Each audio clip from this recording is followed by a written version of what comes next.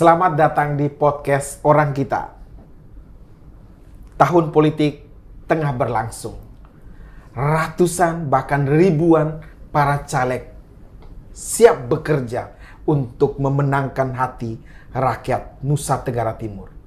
Baik memperebutkan 13 kursi DPR RI, 4 kursi DPD RI, dan ratusan kursi DPRD Provinsi dan DPRD Kabupaten Kota.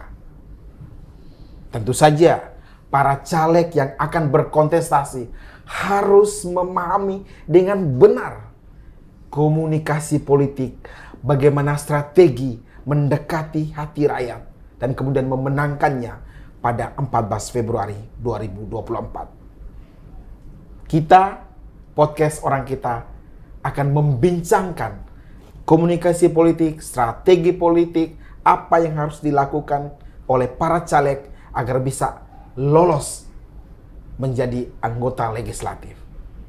Bersyukur telah kehadiran Bapak Dr.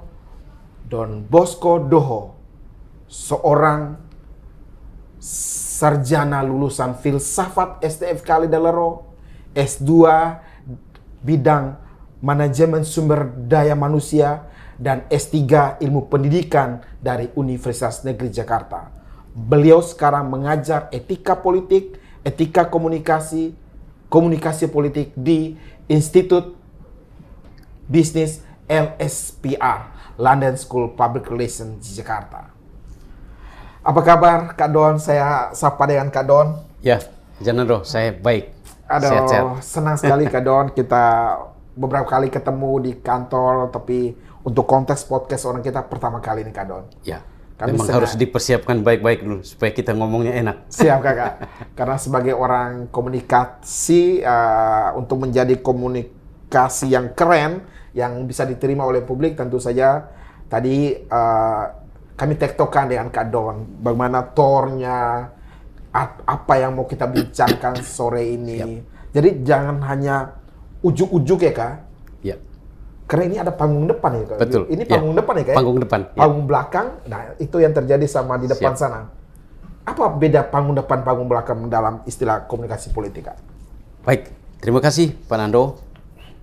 Panggung depan dan panggung belakang itu sebetulnya konsepnya dari Irving Goffman ya. Goffman itu terkenal dengan teorinya dramaturgi, bahwa setiap manusia dalam hidupnya selalu menampilkan dua panggung, panggung depan dan panggung belakang. Panggung depan itu biasanya dibuat sedemikian rupa supaya orang lihat kita itu enak. Panggung belakang soal berantakan atau tidak itu soal lain. Karena itu orang selalu menentukan untuk tampil itu mesti dengan tampilan yang baik. Seperti kita pada saat ini, ya. Pak Nando dengan ini Songke Manggarai, ini panggung depan. Saya juga dengan batik Jawa, saya tidak menggunakan kain-kain tenun NTT. Karena ini supaya tidak terlalu lihat bahwa ini orang kita banget. Betul. Ini saya separuhnya orang Jawa. Artinya jadi saya ada pakai batik. Kesadaran penuh dari seorang pembicara ketika ada di panggung depan. Betul. Jadi sebelum kita tampil, kita perlu mempersiapkan diri kita. Paling tidak, tampilan saya harus nyaman di mata orang. Kedua, baru saya menyiapkan pesan-pesan apa yang saya sampaikan. Yang ketiga, apa yang saya sampaikan ini bakal menarik atau tidak. Karena itu kalau kita bicara mengenai bagaimana menyiapkan panggung depan, memang harus berbuat yang terbaik. Agak sedikit misalnya berutang kemana-mana, yang penting tampilnya menarik gitu ya. Oh gitu ya. Tampil menarik. Jadi caleg boleh berutang asal panggung depan keren. Demi panggung depan yang keren, demi memenangkan hati para konstituen, kenapa tidak? Itu Goffman mengatakan, silakan panggung depan tuh harus ditampilkan sebaik-baiknya. Berarti munafik dong? Ada perbedaan, ada dikotomi antara panggung depan, panggung belakang, atau seperti apa? Secara letter leg boleh kita katakan ini panggung depan tuh ditampilkan sedemikian rupa seperti orang kayak munafik. Tapi yang terjadi itu, karena yang orang lihat adalah di depan. Bahwa di belakang, misalnya ini contoh orang hidup berumah tangga. Iya. Di depan itu gula kurang, makanan kurang tersiapkan dengan baik. Oke. Tapi jangan sampai tamu itu tahu bahwa ini saya ada kekurangan. Oh. Biarlah kekurangan itu urusannya mereka di dapur. tinggal dibilang, waduh ini warung tutup semua, jadi kita nggak bisa beli gula hari ini apa semua, tapi jangan sampai ketahuan bahwa kita tidak ada gula, tidak ada garam dan sebagainya. Itu pemanis sekali. Iya, itulah panggung depan. Begitu, Pak Nando. Jadi sebenarnya apa yang dilakukan panggung depan, panggung belakang oleh para politisi, itu pun telah kita lakukan sehari-hari di rumah. Betul. Yang hari-hari Pak Nando, saya menampilkan diri. Kalau di rumah, panggung belakang, mungkin saya tidak menggunakan yang rapi seperti ini, tapi begitu saya tampil, ketika saya pergi ke kampus, ketika saya ketemu dengan orang, ketemu dengan politisi misalnya, saya harus bergaul sesuai dengan gaya mereka. Itulah tampilan untuk panggung depan. Jadi panggung depan, kemudian itu apakah sama dengan branding ketika dia tampilkan seperti ini? Saya misalnya di podcast Orang Kita, Kak Don, berusaha untuk mengenakan tenun khas Nusa Tenggara Timur. Betul. Bergantian. Saya bahkan memiliki saat ini di 50-an episode ini sudah lebih dari 20-an jenis baju tenun yang dimiliki. Itu bagian dari cara saya membranding NTT. Apakah seperti itu konsep panggung depan? Setuju. Orang akan tahu Pak Nando itu siapa dari tampilan yang hari-hari ada di depan podcast ini. Begitu Pak Nando tampilkan diri dengan menggunakan kostum dari berbagai daerah, etnis di NTT, itu Pak Nando sedang mencitrakan diri bahwa saya adalah orang NTT. Saya adalah orang yang menghargai tangan-tangan yang menghasilkan tenun-tenun ini dari mama-mama kita di kampung. Nah itu tanpa Pak Nando bercerita, dengan tampilan yang seperti itu, dengan taplak meja yang seperti ini, Pak Nando sedang menampilkan bahwa saya adalah orang yang cinta NTT. Begitu Pak Nando. Artinya seperti itulah yang harus dimainkan oleh setiap caleg kita. Setiap caleg harus sadar diri, saya sekarang ketemu dengan siapa, saya bertemu dengan orang yang bisa berbahasa Indonesia dengan baik dan benar atau tidak, atau saya harus berbicara dengan bahasa daerah di mana mereka tinggal. Nah itu seorang caleg harus mengetahui terlebih dahulu. Nah di dalam ilmu komunikasi itu kan kita harus tahu dulu audiens kita itu siapa. Betul. Setelah tahu audiensnya, kita baru memikirkan pesan apa yang saya mau sampaikan. Setelah tahu pesan apa yang saya mau sampaikan, saya akan menyampaikan dengan cara apa. Lalu yang berikut, kalau saya menggunakan media apa yang bakal saya gunakan? Lalu pada saatnya itu yang disebut sebagai proses communicating, proses kita menjalin engagement dengan audiens kita, di situ proses yang paling menentukan. Mau persiapan bagus bagaimanapun, kalau dalam proses dia menyampaikannya itu tidak menarik, tidak akan didengar oleh audiens. Jadi, Kak Don, empat hal? Ya. Yang pertama, kenali audiens. Kenali audiens. Kedua, susun pesan apa yang mau disampaikan. Pesan apa yang mau disampaikan. Ketiga, proses penyampaian pesannya. Proses penyampaiannya. Dan yang terakhir itu jangan lupa evaluasi diri. Proses penyampaiannya termasuk media apa yang digunakan? Penentuan media. Nah kalau di dalam ilmu etika komunikasi, etika politik, kita mengenal ada kurang lebih ada 4 etika ya. Etika dari sisi sender, pembicara, pengirim pesan. Etika dari sisi audiens, receiver. Etika dalam pemilihan media. Dan etika pada saat pesan itu disampaikan. Jadi proses penyampaian. Nah, kalau semuanya disiapkan dengan baik, pesannya disiapkan dengan baik, penentuan publik sasarannya atau target audiensnya sudah kita tentukan dengan baik, lalu akhirnya kita bisa menyusun pesan yang menggoda atau menggugah hati para audiens atau para receiver. Pada saatnya kita tahu mereka sudah punya engagement dengan kita, akhirnya pesan yang kita sampaikan pasti didengar dengan baik. Lalu yang terakhir jangan lupa, setelah kita pulang, setelah kita selesai bertemu dengan orang-orang itu, tetap harus evaluasi diri. Yang kita evaluasi itu apa saja Kak Don? Apa unsur-unsur evaluasi sebuah komunikasi? Baik, tadi saya bilang, etik dalam penyampaian pesan, itulah yang paling krusial di dalam ilmu komunikasi. Etik. Nah, misalnya, ketika saya berbicara dengan Pak Nando, saya harus menatap mata Pak Nando. Itu bagian kunci itu? Itu kunci. Di situ kita melakukan engagement dengan pasangan bicara kita, disitulah keberhasilan. Tapi ada banyak orang merasa bahwa kalau saya ini kan orang hebat, orang yang sudah terkenal, udah public figure, seolah-olah apa yang ada di depan saya ini tidak setara dengan saya. Ada orang seperti itu? Ada yang seperti itu. Bahkan kalau Pak Nando ingat ya, ada sebuah catatan dan sentilan dari Dalang Edan Sujiwo Tejo ya. Dia bilang karakter Anda itu orang yang beretika atau tidak adalah ketika kamu bicara, kamu lebih banyak memainkan handphone kamu. Kamu lebih banyak perhatian ke gadget, sedangkan orang di depan Anda ini siapa?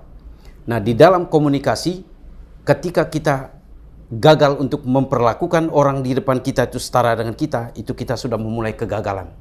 Jadi, orang seperti itu sebetulnya sudah memulai kegagalan. Ibarat orang itu dia sudah menggali kuburnya sendiri. Wow, yang benar itu adalah dia harus mempersiapkan diri, dia tahu dulu, saya akan bicara dengan siapa. Betul. Saya akan datang ke Sumba Barat Daya. Ya. Saya harus tahu orang-orang itu. Saya harus berbicara kepada mereka bila perlu sapaan-sapaan awal. Karena itu Pak Nando ingat ketika Obama datang ke UI. Betul. Kata-kata pertama begitu dia naik ke panggung itu dia bilang, Apa kabar? apa kabar?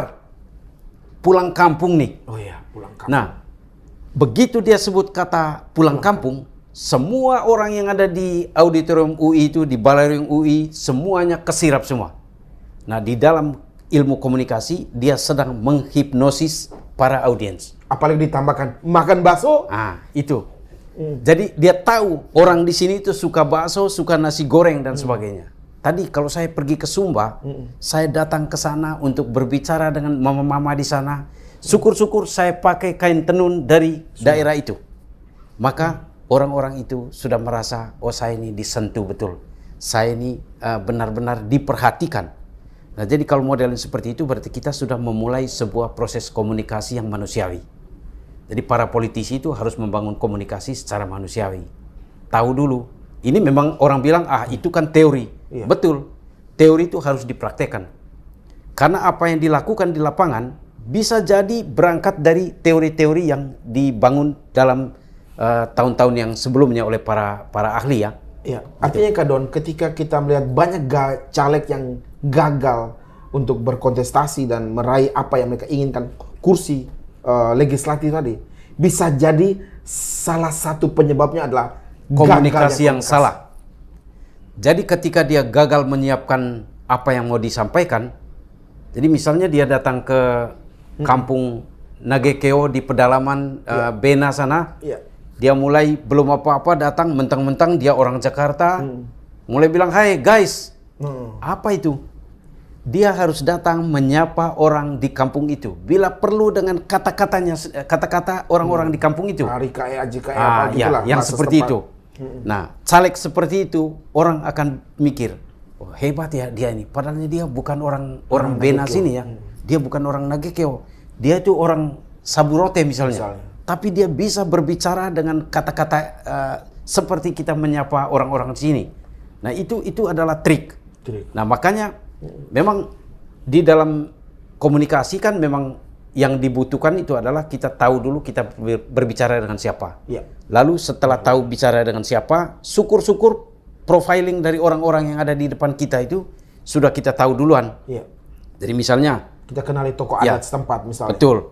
Tadi Pak Nando pertama membaca CV ya. Ya.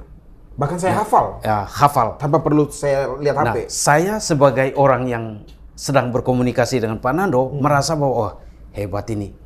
Beliau dapat catatan saya, data saya dari mana ini? Padahalnya saya tidak menyampaikan. Misalnya seperti itu. Persoalan mungkin saya sudah pernah kasih untuk satu kegiatan lain, itu panggung belakangnya Pak Nando tadi. Betul. Yang di depan Pak Nando sudah menyampaikan, wah ini bagus banget ini. Itulah para caleg harus membangun komunikasi yang baik dengan para konstituennya. Jadi posisi mengenali audiens, tahu apa yang dibicarakan, mengenal kosa-kosa kata yang pas dengan wilayah yang akan dikunjungi, itu menjadi kunci wajib. Itu kunci. Kita mau bicara apa, mau bawa apa, itu nomor 2. Orang punya kesan kepada kita karena gaya komunikasi kita yang baik, itu sudah kemenangan awal. Karena begini Kak Don, sekarang ini cenderung pemahaman publik kita, termasuk di Nusa Tenggara Timur, itu semua nggak penting, nggak bisa ngomong pun nggak, it's okay, yang penting ada duit. Seakan-akan duit itu menjadi nomor 1 penyebab seorang akan yes atau tidak menuju ke kursi yang diimpikan. Ya, Kak Don. Memang ketika orang sudah masuk dalam ranah yang sangat pragmatis, kebutuhan akan fulus itu tetap tidak bisa disingkirkan. Tetapi satu poin yang pertama tadi, mau menang atau tidak, jaga komunikasi. Kita ada duit atau tidak ada duit, jaga komunikasi. Jaga komunikasi. Mau pakai fulus atau tidak pakai fulus, Jaga komunikasi. Komunikasi yang baik, ngomong apa adanya, jangan terlalu banyak. Ingat ya, too much promise will kill you, itu masalahnya. Too much promise will kill you. Ya, jangan terlalu banyak berjanji. Kalau nanti saya terpilih, saya akan bangun ini semua jalan sampai di sana. Padahal tidak ada. Kalau nanti besok ternyata dia udah kepilih, ya nanti dia akan lupa apa yang dia omongin. Jadi jangan terlalu banyak berjanji juga. Makanya pesan saya kepada teman-teman, adik-adik, kakak-kakak yang nanti akan maju untuk menjadi calon wakil rakyat yang terhormat, ingat datang ke satu tempat, ngomong secara konsisten aja, bicara apa. Jangan terlalu banyak janji, jangan terlalu banyak bullshit ya. Apapun yang kita ngomongin asal kita terbuka. Duduk ngomong, mendengar apa yang mereka mau, itulah bagian dari komunikasi, apalagi komunikasi politik. Komunikator politik itu adalah seorang politisi, biasanya. Ya.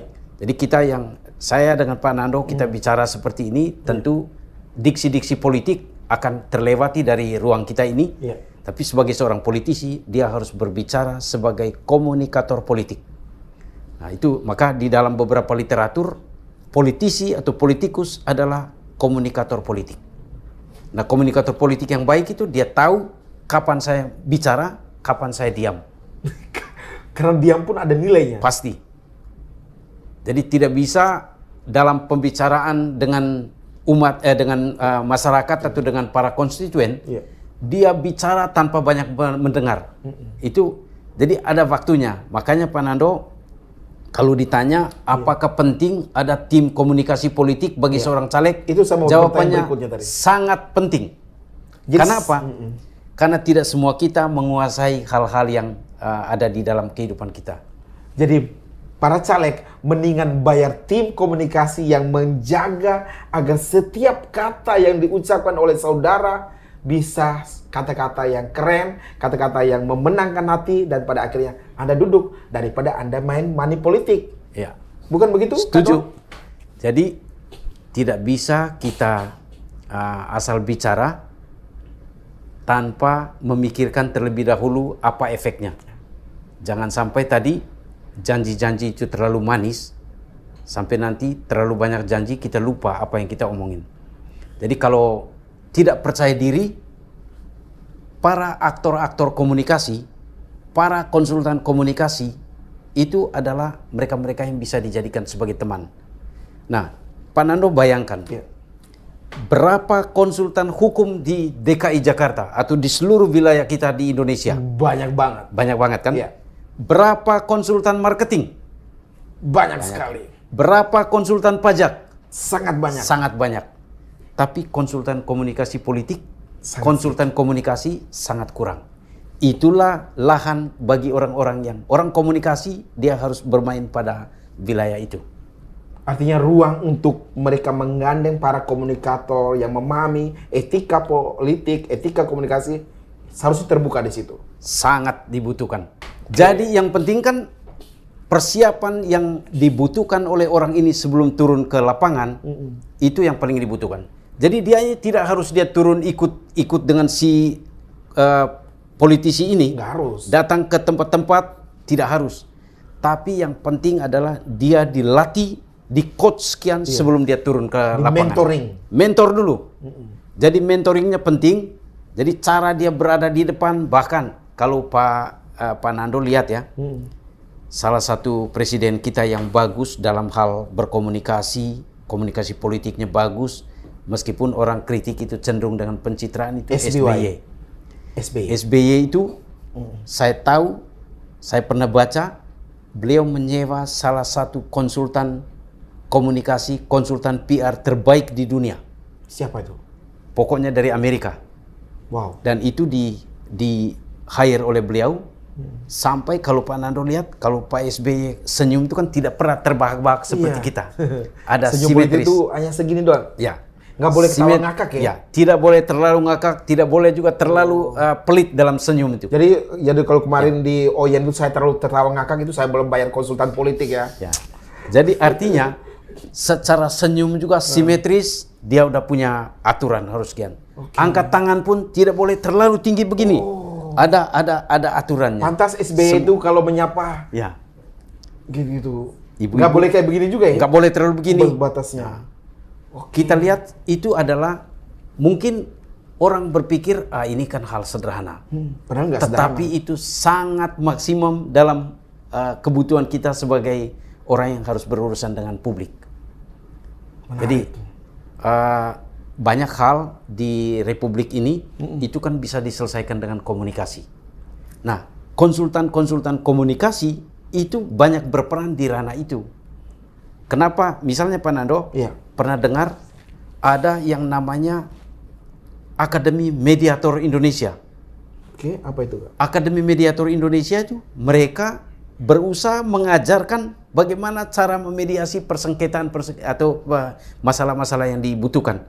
Dan itu ada ilmunya. Begitu juga komunikasi. Konsultan komunikasi politik sama seperti mereka-mereka yang akan menyelesaikan konflik dengan proses mediasi. Supaya jangan segala macam hal itu harus ke pengadilan. Harus ke depan pihak-pihak yang berwajib. Habis energi dan waktu dan biaya untuk itu. Padahal kalau diselesaikan dengan cara komunikasi itu bisa. Wah, menarik, Kak. Satu lagi, Kak, kita masih tengah jalan nih, masih panjang perjalanan kita, Kak Don. Saya lihat pola-pola komunikasi publik yang dilakukan para caleg nih cenderung sama. Pasang baliho, cetak flyer, kirim kartu nama. Klasik, so klasik. Kan jadi kesannya terkesan aduh, kayak nggak ada inovasi. Apakah berpengaruh para baliho yang dipajang gede-gede di sudut rumah, di depan lapangan? Bagaimana menurut Kak Don Bosco? Baliho itu penting. Tetapi lebih penting itu adalah personal touch. Orang-orang yang disentuh secara personal, yang dikunjungi rumahnya, mereka pasti merasa dekat dengan orang yang namanya terpampang di mana-mana atau balihonya ditaruh di mana-mana. Baliho tetap penting. Baliho tetap penting. Karena itu meng-announce bahwa saya caleg loh. Saya declare bahwa ini saya serius, saya mau maju, misalnya untuk NTT, untuk DKI, untuk Bogor dan sebagainya. Tapi yang lebih penting adalah datang. Memang sih butuh waktu, butuh biaya untuk orang datang menyentuh orang-orang satu persatu ke kampung-kampung. Nah, saya jadi ingat beberapa bulan yang lalu ada seorang caleg dari Labuan Bajo. Dia datang sampai di rumah orang tua saya di kampung di Manggarai Timur sana. Di LR ya? Ya. Mama saya dipeluk, dia tahu bahwa ini adalah teman dari anaknya di Jakarta dan teman ini memperkenalkan diri, ini saya ini dengan teman dengan Pak Bosco di Jakarta begini-begini, mereka foto dan makan apa adanya yang diberikan oleh mama saya dengan kekurangan. Mereka tidak lihat bahwa orang ini punya baliho di mana-mana. Tidak lihat itu. Yang dia lihat adalah dia datang ke rumah ngomong seperti seorang anak bicara bertemu dengan orang tuanya. Apa orang tua saya bilang? Kalau begitu, saya akan ngomong semua kau punya adik, kakak di sini, di kampung ini, pilih orang itu. Saya bilang, baik mama. Nanti saya akan ingat bahwa begitu dia sudah terpilih, jangan lupa datang untuk mengunjungi kamu lagi. Jangan cuma datang untuk membutuhkan suara. Begitu suaranya sudah dapat, nanti dilupakan. Nah, itu adalah salah satu contoh komunikasi manusiawi yang penting. Pendekatan. Ya, pendekatan. Kemanusiaan. Ya. Human touch. Human touch, komunikasi interpersonal. Kalau di teori komunikasi itu kan seorang pakarnya boleh dilihat sebagai suhunya komunikasi interpersonal itu namanya Joseph A. De Vito. Orang Itali? Saya tidak terlalu tahu dia dari mana, pokoknya Joseph A. De Vito menulis mengenai kualitas komunikasi interpersonal yang baik itu kalau ada apa? Ternyata ukurannya 5. 5, oh baik. Menarik. Pertama, kalau orang itu bisa menjalin komunikasi secara berempati. Empati, Jadi dia bangun komunikasi secara empati. Lalu yang kedua, terbuka. Open. Dia terbuka. Yang ketiga, dia bertanggung jawab. Responsible. Yang keempat, dia memiliki rasa kesetaraan. Oke, cool. Lalu yang berikut adalah positif. Jadi pertama kita ulangi. Ya, pertama empati, kedua open, keterbukaan, bertanggung jawab, positif dan setara. Ketika seorang komunikator politik menjaga benar merawat 5 poin ini, yakin jamin dunia akhirat dia akan menang. Memenangkan hati, ya. Apa yang diinginkan. Betul. Dan itu disampaikan dengan terbuka. Kalau nggak punya duit, bilang, Mama mohon maaf saya kesini nggak punya apa-apa, tapi saya punya niat. Begitu saya nanti maju dan menang, saya akan memperjuangkan kepentingan kamu di kampung ini, macam itu. Jadi kalau sudah memahami 5 ciri karakter kualitas komunikasi oleh interpersonal, Devito tadi ya, itu duit seberapa pun nggak terlalu pasti. Yakin itu ya? Yakin. Karena mama-mama kita di kampung itu kan lebih senang dia berbicara seperti anaknya dia yang sedang berada di situ. Jadi makanya salah satu trik dari para calon legislatif kita, itu kan sebelum dia pulang ke kampung, dia ketemu dengan teman-teman itu di sini. Betul. Minta alamatnya, datang ke rumah, dan ternyata itu efektif sekali. Efektif artinya sangat potensial untuk anak-anak ini menggiring orang tua dan keluarga besarnya di kampung untuk bisa ke sana. Jadi dalam konteks komunikasi politik itu bagian dari sebuah upaya untuk membangun kedekatan dengan orang-orang di daerah. Menarik. Sambil kita jeda sejenak, kita minum dulu. Siap. Kak Dol. Ini pakai podcast orang kita nih, Kak. Soalnya belum ada iklan, jadi masih pakai. Kalau yang mau iklan boleh lah, kita nunggu lah. Siap. Ya. Atau air minum Ruteng, air minum Kelimutu, air minum Fari. Siap. Kami tunggu. Siapa tahu ya, podcast ini makin berkembang loh. Harus berkembang. Enggak. Itu semua kalau dipahami dengan baik oleh setiap caleg, kita yakin. Dia 50% menuju kesuksesan. 50% menuju kesuksesan, 50%-nya adalah kapital, tapi jangan lupa restu dari Tuhan itu penting. Makanya campur tangan Allah, alam semesta dan arwah itu tetap menjadi triangle yang memungkinkan seseorang maju. 3A. Allah, arwah dan alam. Makanya begitu orang pulang itu kan datang pasang lilin di kubur atau datang memberi itu bagian makan. Dari komunikasi dengan bagian dari itu. Nah, politik berbasis kearifan lokal itu yang model seperti itu boleh. Penting juga itu ya. Itu bagian dari komunikasi politik juga. Komunikasi dengan alam semesta, komunikasi dengan arwah-arwah yang sudah pergi. Komunikasi dengan Allah tadi? Dengan Allah, doa pasti. Pasti ya. Kita ke gereja, itu pasti teman-teman yang muslim, rajin sholat. Ya. Oke, Kak Don, kita lihat secara lebih luas lagi. Dalam konteks komunikasi tadi, orang bilang, lu gaya-gaya, tapi kalau reputasi kamu jelek, kamu dianggap punya beban moral, kamu dianggap pernah melakukan kejahatan besar di masa lalu, reputasimu hancur banget. Mau kamu komunikasi kayak gimana pun, tidak bisa menutup masa lalumu. Seberapa penting reputasi seorang caleg ini, sehingga dia bisa memenangkan hati publik? Baik, Pak Nando, ini reputasi itu kata kunci yang sangat penting dicari. Tapi kalau sudah dapat itu harus dijaga, karena reputasi itu bagaimana persepsi orang terhadap seseorang, terhadap sebuah lembaga, terhadap sebuah korporasi, terhadap sebuah kehidupan tertentu. Nah, proses untuk mencari reputasi itu memang tidak gampang. Dibutuhkan yang namanya building image ya, membangun image yang baik. Image itu misalnya dicitrakan sebagai orang yang rendah hati, orang yang terbuka, orang yang jujur. Itu semua dijaga betul. Semakin lama orang tersebut menjaga konsistensi itu, itulah reputasi. Nah, reputasi itu harus dijaga. Once sudah didapat, itu harus dijaga betul. Begitu didapat, jangan sampai itu diambil orang. Karena reputasi, begitu kita rusak reputasinya, susah dibangun kembali. Kalau citra bisa di recovery. Itu tugasnya orang-orang PR, konsultan komunikasi juga sama. Bagaimana mengembalikan citra yang rusak ya.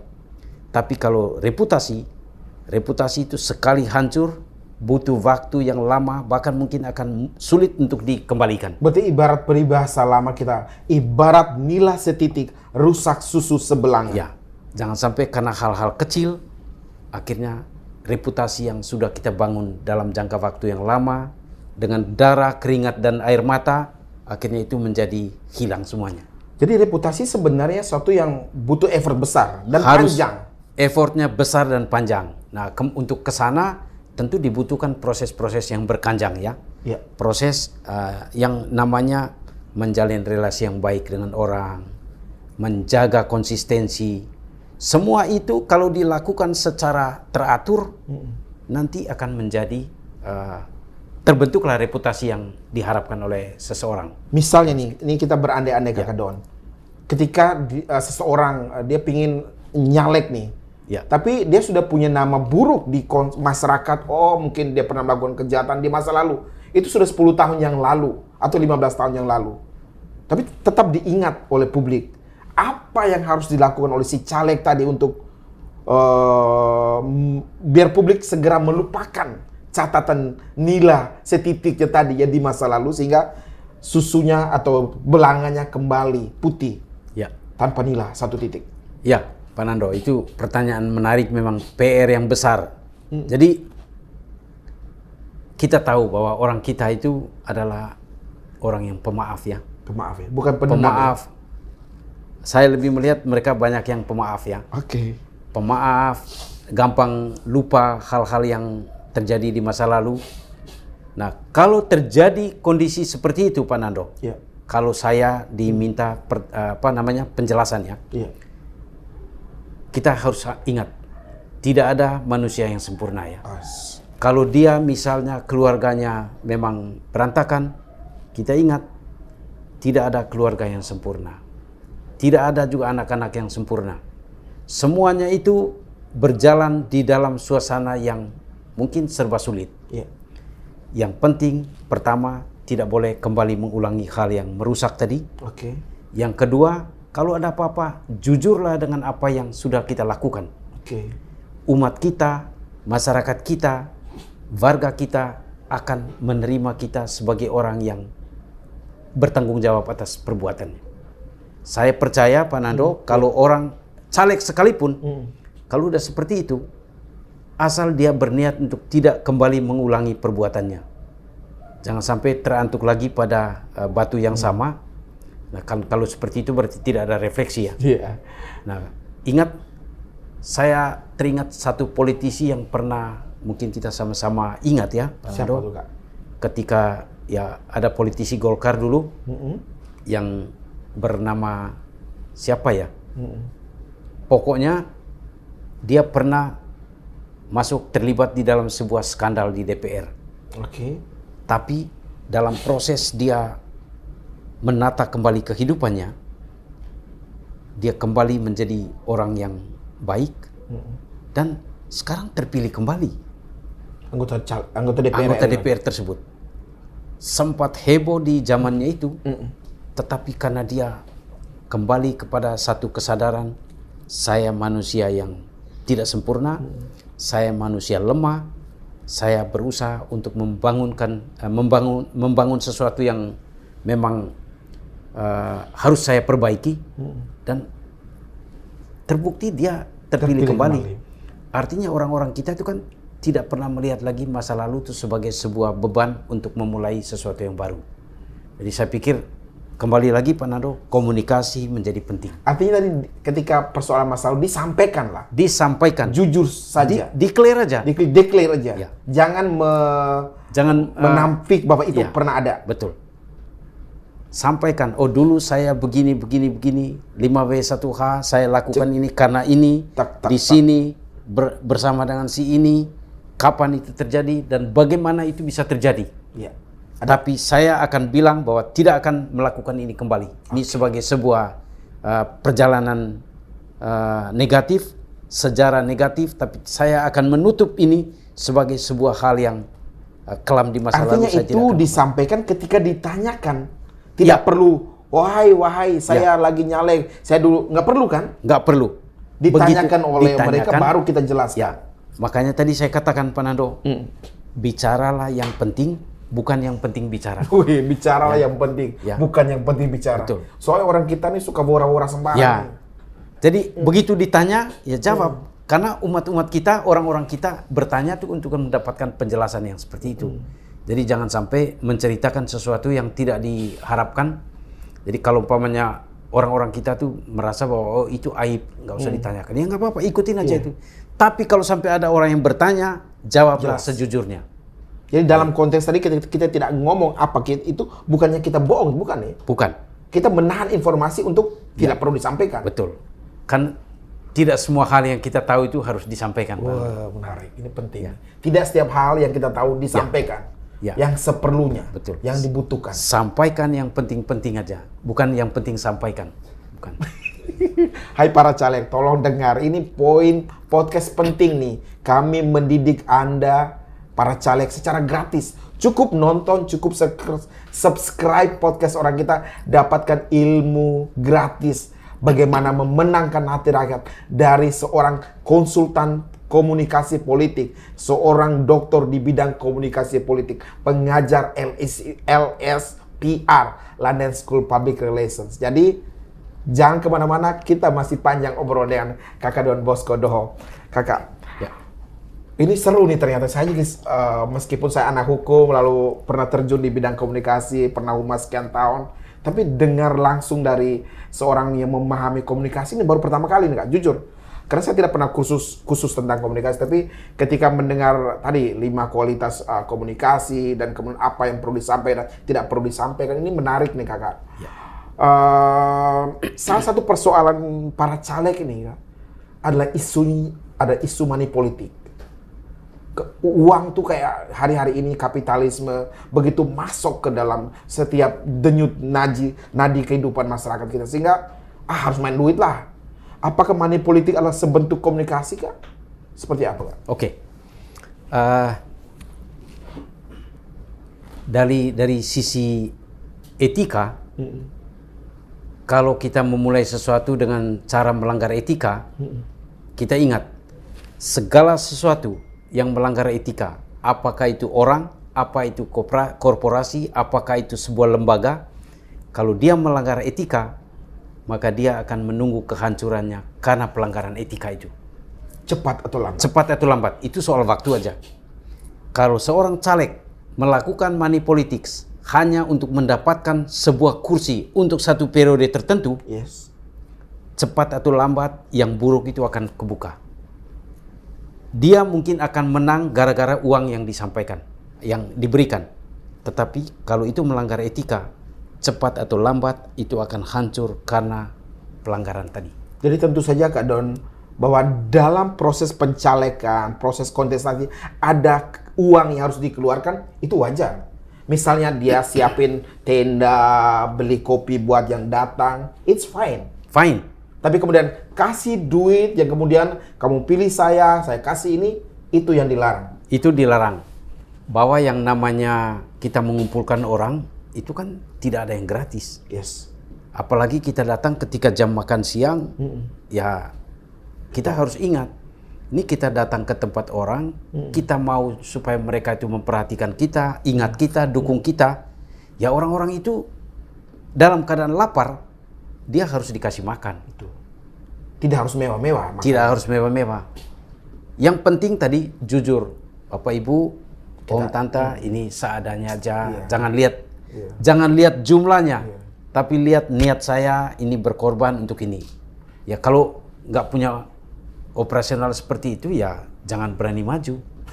Karena mereka yang maju itu kan tidak cuma niatnya ingin menang, tapi dia juga harus punya kapital. Kan ingat ya, Pak Nando? Tidak cuma popularitas, tapi tidak cuma elektabilitas, tapi isi tas juga penting. Elektabilitas boleh yes. Popularitas boleh yes. Ya. Integritas boleh. Tapi ketika nggak punya isi tas, jangan mau maju. Meskipun isi tasnya nggak harus duit banyak-banyak ya. Nggak harus dolar ya. Ya cukup receh-receh kecil, it's okay lah ya. Kan tidak mungkin saya jalan dari Vailengga ke Batu Jaji tidak pakai oto kan? Tidak pakai mobil kan? Itu juga oto untuk ke sana kan. Betul. Saya pakai bensin. Nah itu kan butuh isi tas. Itu wajar itu. Wajar. Yang Bahkan tidak wajar ketika itu tadi diiming-imingi duit, bahkan dikasih duit. betul. Untuk proses kayak gitu arahnya mana? Boleh ngambil duitnya atau seperti apa nih? Ideal bagi publik kita NTT ini. Kan masyarakat NTT kan masyarakat yang masuk masyarakat miskin ya, berdasarkan sensus terakhir atau 3 termiskin untuk se-Indonesia. Apakah mereka boleh nih 5 tahun sekali nih dapat duit dari para caleg nih, tapi belum tentu nyoblos? Ya. Gimana Kak? Ya, memang Pak Nando, satu hal yang tidak bisa kita pungkiri, masyarakat kita saat ini sudah sangat pragmatis dalam memperlakukan uang ya. Nah, ditambah lagi kalau memang calegnya itu punya isi tas yang banyak tadi. Nah, kebanyakan sampai dengan saat ini memang mungkin memilih karena sudah dapat sesuatu. Waduh. Tetapi masih banyak niat yang baik di luaran sana. Tidak dimulai dengan mengeluarkan uang untuk membeli suara. Nah, ini semua kan tergantung niat baik dari para caleg. Kalau niatnya baik, pasti mereka akan dipertemukan dengan orang-orang baik. Ingat kan ada pepatah ya. Kalau Pak Nando itu orang beruntung, Pak Nando akan bertemu dengan orang-orang baik. Tapi kalau Pak Nando tidak beruntung, orang-orang baik akan bertemu dengan Pak Nando. Beruntung juga. Ya, makanya. Jadi kalau para caleg tadi mau membeli suara, memang kuat berapa sih? Berapa sih yang bisa dibayar? Ya. Misalnya anggota DPRD di Manggarai Timur setidaknya membutuhkan 1.100 suara untuk beras yakin bisa duduk nih di sebuah kursi DPRD Manggarai Timur. Ya. Kalau satu orang misalnya, kalau kita mau coba-coba, ini bukan ngajarin, tapi misalnya 200.000 misalnya, 200.000 kali 1.100 sudah 200 juta. Ya sekitar itu. Tapi apakah itu menjamin dengan keluar sekian lantas kita dapat kursi yang seperti itu? Belum tentu. Jangan-jangan besok ketemu lagi ada caleg, bukan cuma 200, saya kasih Anda 400. Aduh. Berarti kan 50% dari 100% dari yang dikeluarkan. Mungkin dia akan perlu memikirkan orang yang tertinggi, ngasih lebih tinggi. Nah, itu harus dipikirkan kembali. Kan mungkin ya maaf kata bapak-bapak ibu caleg ya ini maju ini kan kita setengah berjudi ya. Berjudi dengan kemungkinan. Kita keluarkan tapi sekian. Itu bukan aktivitas judi ya. Jangan pernah melihat itu sebagai aktivitas judi. Itu hanya kenapa disebut judi karena probabilitas. Ya, probabilitas. Jadi kita keluarkan sekian, syukur-syukur nanti akan kembali. Tapi kalau tidak kembali berarti Anda belum beruntung. Dan it's fine. Karena Anda berjuang. Dan itu harus siap mentalnya untuk ke sana. Terapi diri, komunikasi dengan diri sendiri, ini komunikasi intrapersonal. Tetap harus disadari bahwa kalau nanti ternyata memang saya tidak menang, mungkin Tuhan belum merestui, mungkin alam semesta belum mendukung, mungkin para arwah di sana belum merestui saya untuk menang.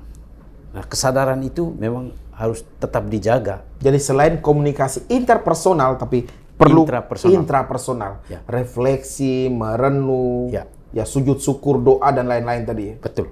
Wah, ini menarik. Kakak Don, dikit lagi nih kita. Siap. Ya.